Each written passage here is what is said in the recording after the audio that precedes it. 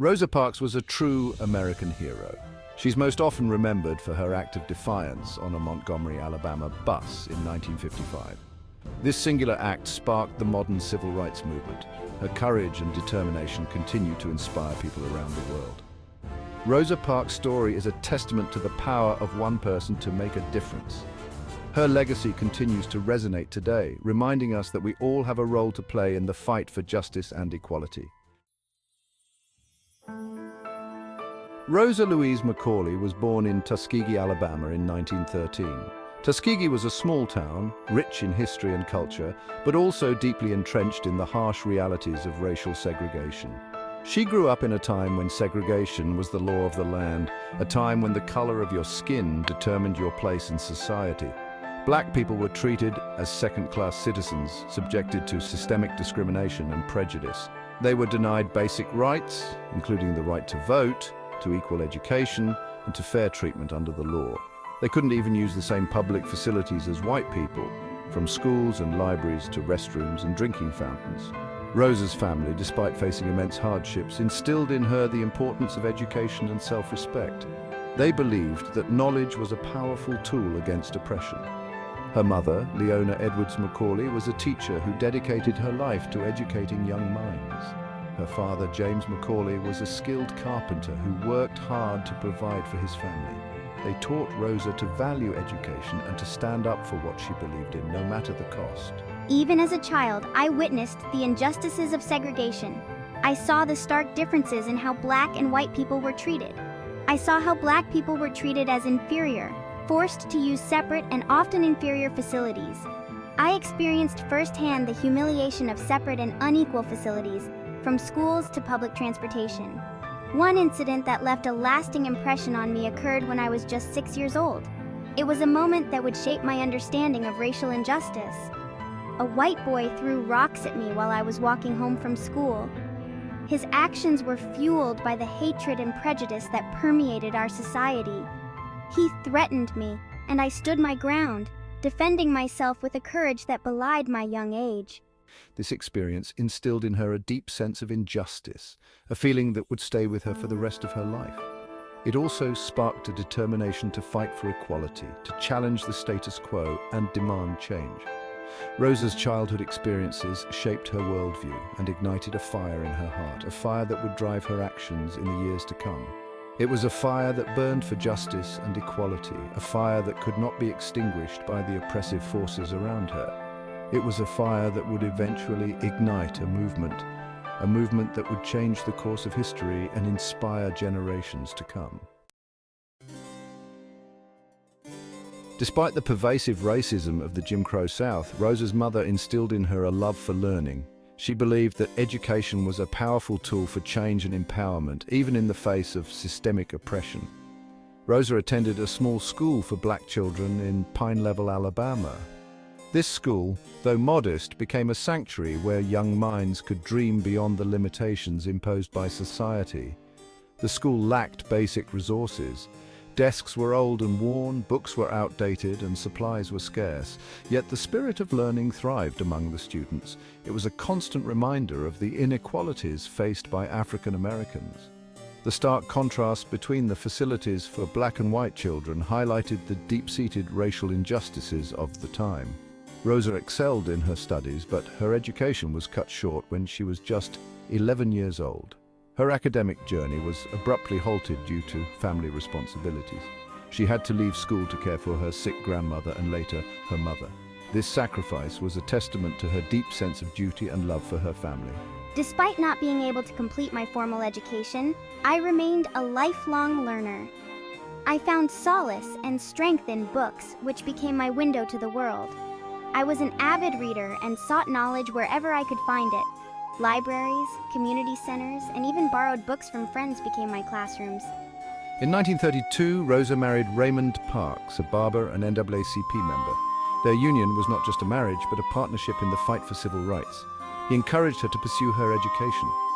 Raymond's support was instrumental in rekindling Rosa's passion for learning and activism. Together, they joined the Montgomery chapter of the NAACP. This organization became a pivotal platform for their activism.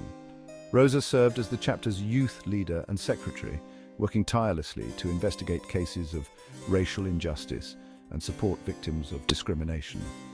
Her role was crucial in mobilizing the community. Rosa was acutely aware of the injustices faced by black women in particular. She understood that their struggles were often overlooked in the broader civil rights movement. She was deeply troubled by the stories of sexual assault and violence against black women. These stories fueled her determination to fight for justice. She joined the Committee for Equal Justice for Mrs. Recy Taylor. This committee was dedicated to seeking justice for black women who were victims of violence. Mrs. Taylor was a black woman who had been brutally raped by 6 white men. The case drew national attention and highlighted the pervasive racial and gender-based violence.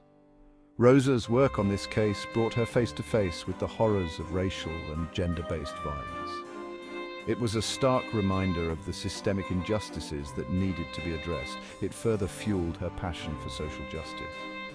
Rosa's unwavering commitment to equality and justice became the cornerstone of her life's work.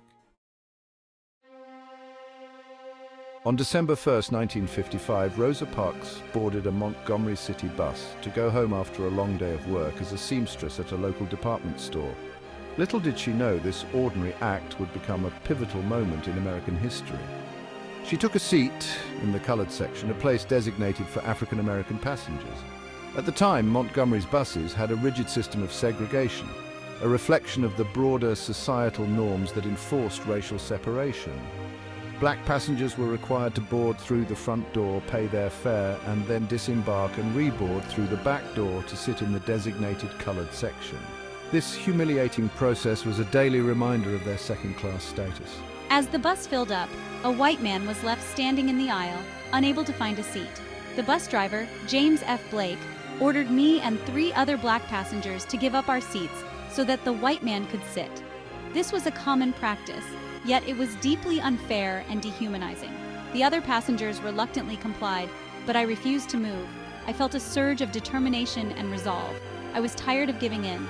I was tired of the constant humiliation and injustice. I had reached my breaking point. I knew that my small act of defiance could have significant consequences, but I was ready to face them. Rosa's refusal to give up her seat was not a calculated act of protest. It was a spontaneous decision born out of a lifetime of frustration and indignation. It was a visceral response to a lifetime of enduring racism and segregation. Her act was a powerful statement against the systemic oppression that African Americans face daily. In that moment, she decided that she would no longer tolerate being treated as a second-class citizen. She chose to stand up for her dignity and rights. Her quiet act of defiance became a defining moment in the fight for civil rights. It was a spark that ignited a larger movement. It ignited a movement that would challenge the very foundations of segregation in the United States. Rosa Parks' courage inspired countless others to join the struggle for equality and justice, forever changing the course of history. Bus driver James F. Blake called the police when Rosa Parks refused to give up her seat. 2 police officers arrived and arrested her for violating Montgomery's segregation laws. She was taken to jail and booked on charges of disorderly conduct and violating a local ordinance. News of Rosa's arrest spread like wildfire through the black community in Montgomery. It sparked outrage and indignation. This was not just an isolated incident. It was a symbol of the systemic racism that permeated every aspect of their lives. Rosa's act of defiance resonated deeply with the black community. They were tired of the humiliation, the degradation, and the injustice. They were ready to take a stand. Civil rights leaders, including Joanne Robinson of the Women's Political Council, saw Rosa's arrest as an opportunity to challenge the city's segregation laws. They called for a boycott of Montgomery's buses. They believed that a boycott would be the most effective way to hit the city where it hurt, its economy. On December 5, 1955, just 4 days after Rosa Parks' arrest, the Montgomery bus boycott began. The boycott was a remarkable display of unity, courage, and determination. Black people from all walks of life, domestic workers, laborers, teachers, ministers, refused to ride the buses. The boycott lasted for 381 days. It was a monumental effort that required tremendous sacrifice and resilience from the black community. People walked miles to work, carpooled, and organized alternative transportation systems. They endured harassment, intimidation, and violence, but they remained resolute in their commitment to the boycott. The boycott had a crippling effect on Montgomery's bus system, which relied heavily on black riders. It also garnered national and international attention, shining a spotlight on the struggle for civil rights in the South. The Montgomery bus boycott was a pivotal moment in the civil rights movement. It demonstrated the power of non-violent direct action. It also showed the world the determination of African Americans to fight for their freedom and equality. The Montgomery bus boycott thrust a young minister named Dr. Martin Luther King Jr. into the national spotlight. King, with his powerful oratory and unwavering commitment to nonviolence, emerged as a charismatic leader of the burgeoning civil rights movement. He inspired millions with his message of hope, equality, and love. King's leadership was instrumental in sustaining the boycott and mobilizing the black community. He preached about the power of nonviolent resistance, drawing inspiration from Mahatma Gandhi. He urged his followers to respond to hatred with love, to violence with peace. King's philosophy of nonviolent resistance proved to be a powerful weapon in the fight against segregation. It exposed the brutality of the Jim Crow South and garnered sympathy for the civil rights movement from people across the nation and around the world. The Montgomery bus boycott under King's leadership became a model for future civil rights campaigns. It demonstrated the effectiveness of non-violent direct action in challenging segregation and demanding equal rights.